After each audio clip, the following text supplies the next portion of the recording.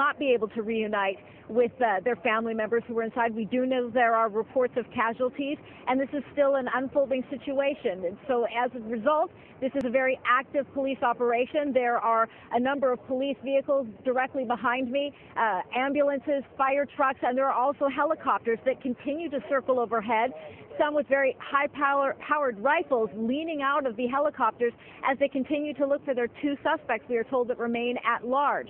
Now, I can tell you that, in fact, this is a high-security area typically inside the Navy Yard. There are a number of buildings. They're older buildings with a lot of stairwells, nooks and crannies. So this, as the SWAT team continues to go from building to building to clear this building, it is going to take many, many hours.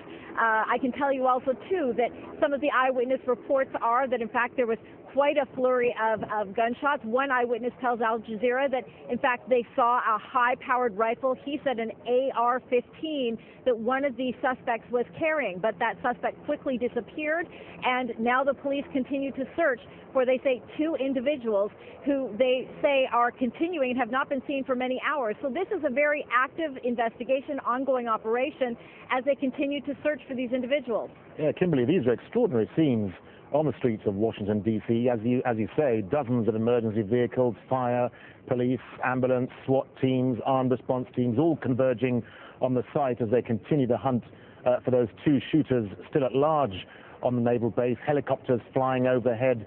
I mean, how has all of this impacted on the everyday life of people going about their business in the nation's capital?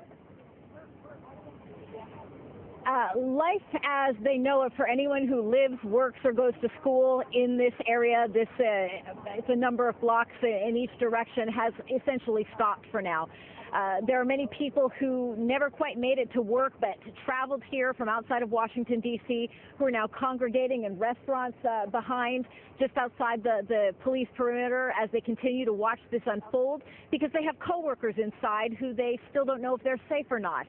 We do know from some of the eyewitnesses that this happened in what's known as Building 197, that this happened at about 8:15 in the morning local time. This would be the height of rush hour in Washington, D.C.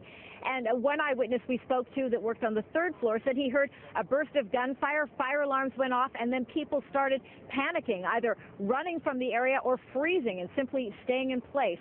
So this is a situation that many have never seen before and obviously are quite frightened.